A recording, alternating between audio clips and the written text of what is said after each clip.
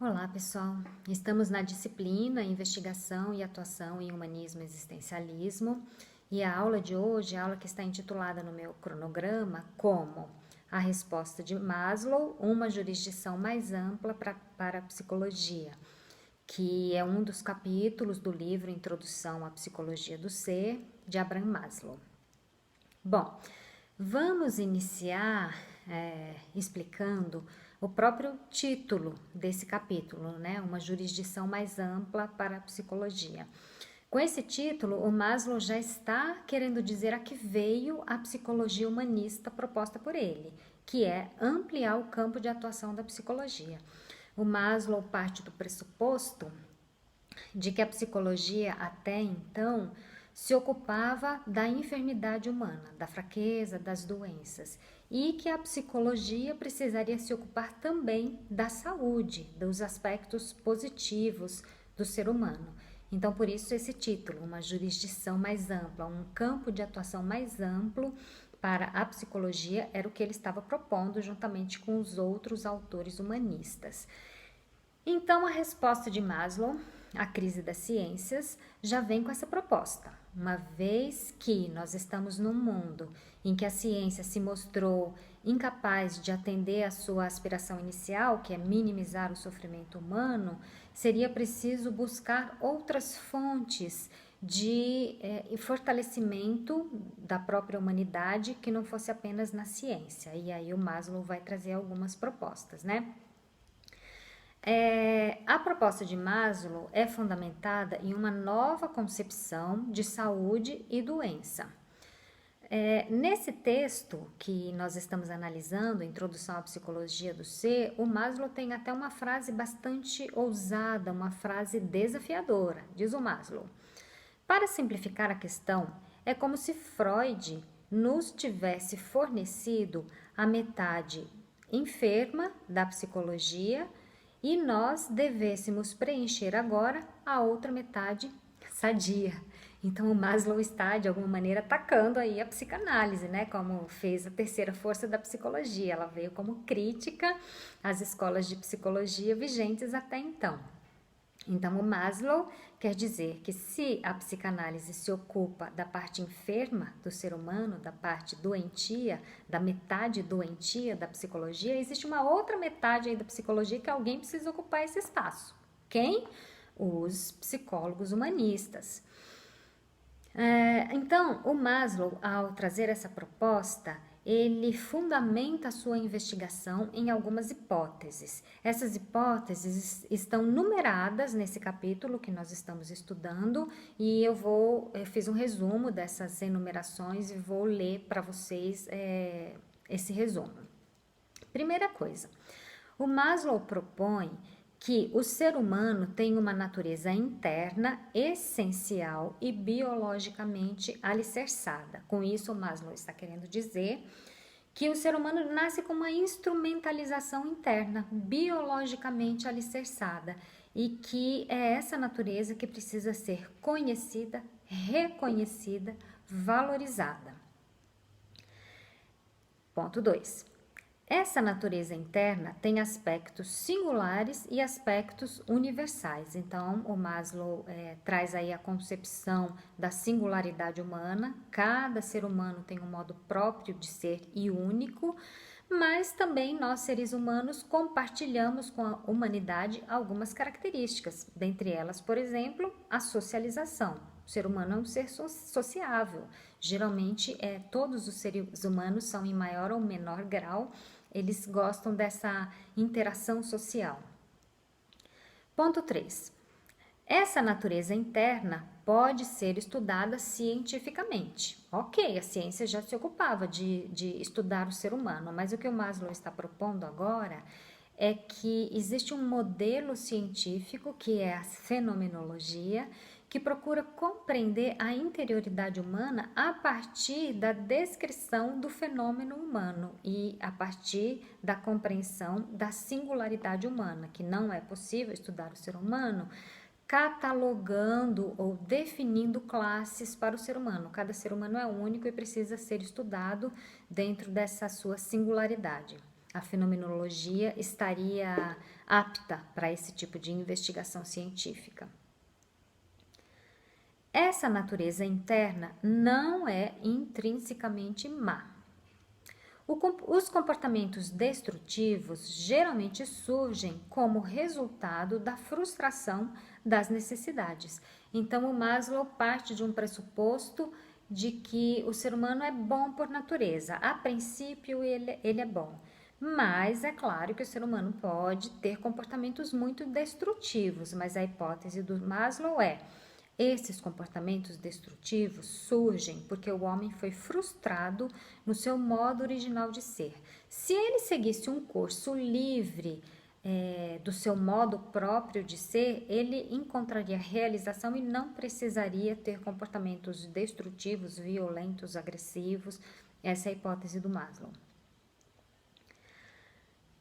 Quando essa natureza interna é respeitada, o indivíduo cresce sadio e feliz e forte. Então, para o Maslow, a fortaleza, a força do ser humano reside no respeito e no reconhecimento da sua própria potencialidade, do seu modo próprio e único de ser.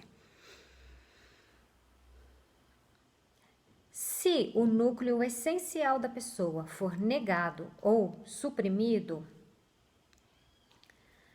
provavelmente ela adoecerá. Então, aí é o contrário do que eu falei anteriormente, né?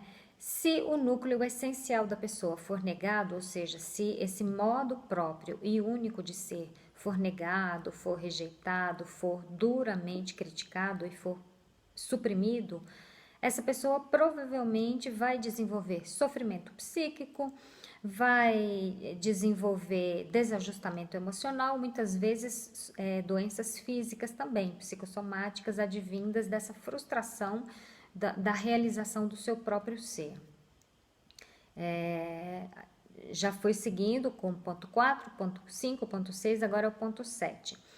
Essa natureza interna é frágil, sendo facilmente agredida pelo meio. Então, o Maslow aí também supõe que, embora o ser humano tenha essa fortaleza interna, mas caso essas potencialidades internas sejam sistematicamente, repetitivamente agredidas, elas são frágeis e elas irão ser abaladas, né? O ser humano será abatido devido a esse ataque à sua natureza intrínseca. Ponto 8. Ainda que agredida pelo meio, essa natureza interna permanece reivindicando expressão e atualização. Então, o ser humano sempre deseja ser plenamente si mesmo. O ser humano sempre deseja ser o melhor de si mesmo, o melhor daquilo que está dentro dele, sem copiar os moldes ou as proposições que a massa ou que a maioria indicam como o que é correto, o que é bom.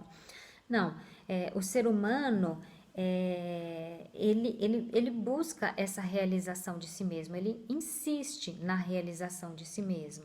Essa é a proposição de Maslow. E aí, às vezes, existe uma briga interna entre o desejo de realização de si mesmo e os impedimentos impostos pelo meio. Ponto 9. A disciplina, privação, frustração, dor e mesmo a tragédia não necessariamente eliminam a natureza interna. Às vezes elas enfraquecem, essas vicissitudes muitas vezes enfraquecem a natureza interna. Muitas vezes bloqueiam a realização de si mesmo. Mas o que o Maslow está propondo é que não necessariamente. É possível que as potencialidades internas sejam tão fortes que essa luta travada resulte na vitória das próprias potencialidades da pessoa.